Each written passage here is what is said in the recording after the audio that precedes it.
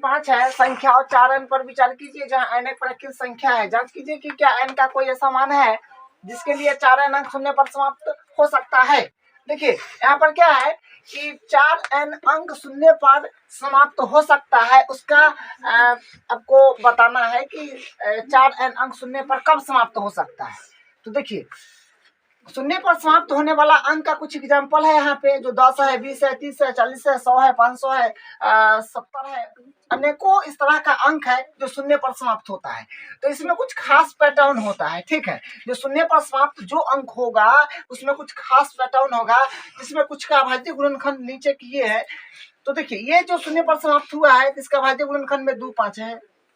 100 है, ये भी शून्य पर समाप्त हुआ है, इसके भी अभाज्य गुणनखंड में 2 5 है।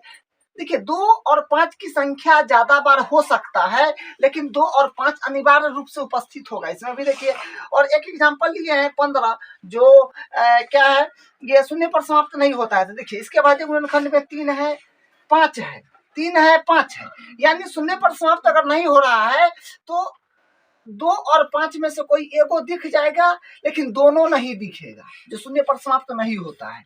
जैसे यहाँ पर है 30, तो शून्य पर समाप्त होता है, तो इसमें 2 है, 3 है, 5 है, तो 3 है, मतलब 2 और 5 के अलावा कोई और नंबर हो सकता है, लेकिन 2 और 5 अनिवार्य रूप से होगा ही होगा, ठीक है। तो शून्य पर समाप्त होने के लिए किसी भी अंक के अभाज्य गुणनखंड में 2 और 5 अनिवार्य रूप से उपस्थित होना चाहिए, तो ये शून्य पर समाप्त होगा, अन्यथा नहीं होगा। तो वही भाषा यहाँ पर लिखा गया है कि जिन संख्याओं के अभाज्य गुणनखंड में 2 और 5 अनिवार्य रूप से उपस्थित हो तो वह संख्या शून्य पर समाप्त होती है। तो यहाँ पर 4n है, तो 4 का अभाज्य गुणनखंड आप करिएगा तो 4 का निकालिएगा तो ये 2 से लगेगा, 2 होगा, फिर 2 से लगेगा, 1 आएगा, यानी 2 पर पावर 2 आ रहा है, ठीक है। तो ये 4 का 2 गुने 2 यानी पावर n है, तो n आप ऐसे भी इसको लिख सकते हैं 2 पर पावर n, 2 पर पावर 2n भी लिख सकते हैं, क्योंकि इसका ये 2 बार है तो 2n है, तो ये भी लिख सकते हैं इसको।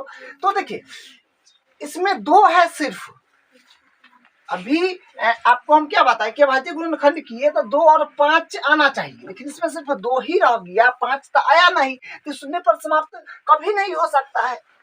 तो यहाँ से लिख दिया है कि यहाँ 4n अंक के अभाज्य गुणनखंड, अभाज्य गुणनखंडों में 2 उपस्थित है लेकिन 5 उपस्थित नहीं है, अतः 4n अंक कभी भी शून्य पर समाप्त नहीं हो सकता है। तो इस तरह से इसका आंसर हो 6 और 20 के अभाज्य गुणनखंड विधि से HCF और LCM ज्ञात कीजिए। देखिए HCF का मतलब होता है महत्तम, मस यानी महत्तम समापवर्तक, और LCM का मतलब होता है लस, लघुत्तम समापवर्तक, ठीक है।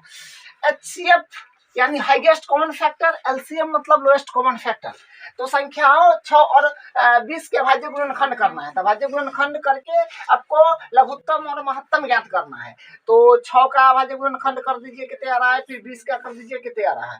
तो यहाँ से ये 2 से लगेगा, 3 आएगा, 3 से 1 हो जाएगा, ये 20 का 10 हो जाएगा, 2 से लगेगा, 2 से 10 का 5 हो जाएगा, 5 से 1 हो जाएगा। तो यानी 6 का आ गया 2 गुने 3 और 20 का आ गया 2 गुने 2 गुने 5। तो देखिए HCF का मतलब क्या होता है, दोनों में कॉमन पार्ट, जो दोनों में कॉमन पार्ट होगा, जैसे ये है, तो सिर्फ दोनों 6 में और 20 वाला में, तो 6 का अभाज्य गुणनखंड में 2 गुने 3 है, 20 में है 2 गुने 5, तो दोनों में 2 सिर्फ आ रहा है, इसका HCF 2 हो जाएगा, ठीक है। तो यही इसका आंसर हो गया। LCM निकालिएगा, LCM में हो जाएगा, देखिए जो दोनों में कॉमन है उसको एक बार लिख देना है, और उसके बाद जितना बच गया सब लिखना है। 3 गुने 2 गुने 5 सबको गुना करिएगा तो आ जाएगा 3 6 2 12 5 60, ठीक है। तो यही इसका आंसर। 96 और 404 का HCF ज्ञात कीजिए और फिर उनका LCM। देखिए इसका भी 96 और 404 का मासा, HCF मतलब मासा, LCM मतलब लसा, लघुत्तम दोनों, लघुत्तम और महत्तम दोनों ज्ञात करना है। तो पहले 96 का करिए अभाज्य गुणनखंड, उसके बाद 404 का करिए। तो ये 2 से लगाइएगा तो इसका हो जाएगा 4 8 48, और ये फिर 2 से होगा 24, फिर 2 से होगा 12, फिर 2 से होगा 6, 2 से होगा 3, 3 से होगा 1, फिर इसका करिएगा तो 2 से लगेगा तो 202, फिर 2 से लगेगा तो 101, और उसके बाद नहीं लगेगा, ठीक है। तो 96 का आ जाएगा 2 गुने 2 गुने 2 गुने 2 गुने 2 गुने 3, और 404 का आ जाएगा 2 गुने 2 गुने 101, 101। देखिए दोनों में कॉमन ये रहा और ये रहा, तो यानी मौसा हो जाएगा, जिसको HCF बोलेंगे। ये 2 इसमें का और ये यहाँ का 2 कॉमन, यानी 4 आ गया इसका, HCF 4 आ गया। और LCM, तो LCM करिएगा तो जो कॉमन लगा हुआ है उसको एक बार लिख दीजिए, इसको भी एक बार लिख दीजिए, जो बचा हुआ है सब लिख दीजिए। 2 गुने 2 गुने 2 गुने 3 गुने 111 तो 96 आ जाएगा। ठीक है, सबको मल्टीप्लाई करिएगा, 96 आ जाएगा, तो ये LCM हुआ। देखिए एक और तरीका है, अगर आपको HCF यानी महत्तम पता है तो लघुत्तम डायरेक्ट ज्ञात कर सकते हैं। ठीक है, कैसे ज्ञात कर सकते हैं? देखिए यहाँ पर होता है लौसा ज्ञात करना है तो लौसा, ये दोनों संख्या का 96 है और 96 है और उसके बाद 404 है।